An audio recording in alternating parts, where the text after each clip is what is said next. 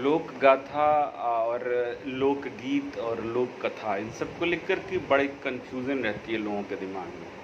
तो मैं आपको बता दूं कि लोक गाथा वह प्रबंधात्मक गीत है जिसमें गेता के साथ ही कथानक की प्रधानता रहती है। तो आपको ध्यान रखना है कि लोक गाथा जो है वो गाने के साथ साथ या गेता के साथ साथ उसमें जो है कहिए कि कथानक की प्रधानता रहती है।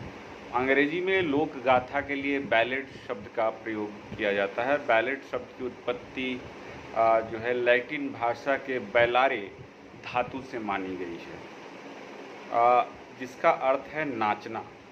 रॉबर्ट ग्रेव्स ने लिखा है कि बैलेड का संबंध बैले से है जिसमें संगीत और नृत्य की प्रधानता रहती है।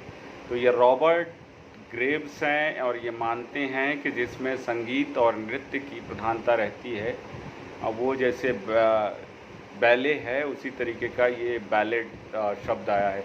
इस निरुक्ति से ऐसा ज्ञात होता है कि प्राचीन काल में बैलेड गाने के अवसर पर सामूहिक नृत्य भी हुआ करता था। अब जो बात बताऊं कि इंग्लैंड के गवैयों ने जब इसका प्रयोग आरंभ किया तब नृत्य के साथ इसके सतत साहचर्य भाव का तो नष्ट हो गया, परंतु लय युक्त सामूहिक कार्य के अर्थ में इसका प्रयोग होने लगा। प्रोफेसर क्रिटीज के अनुसार बैलेड वह गीत है जो कोई कथा कहता हो अथवा दूसरी दृष्टि से विचार करने पर बैलेड वह कथा है जो गीतों में कहीं गाई हो।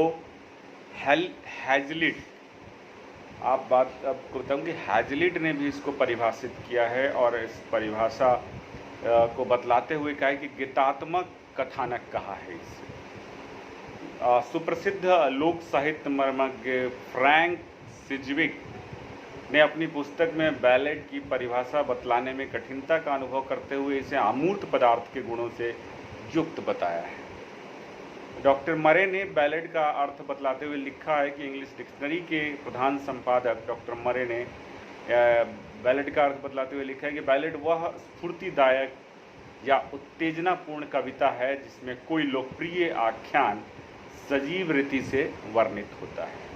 तो लोक गाथा की जो ये डेफिनेशन है वो ज़्यादा बैलेड के करीब नज़र आती है और प्रसिद्ध अमेरिकन विद्वान मैकएडवर्ड लीच ने बैलेड की परिभाषा बतलाते हुए कहा है कि इसे प्रबंधात्मक या आख्यानात्मक लोकगीत का एक प्रकार कहा है।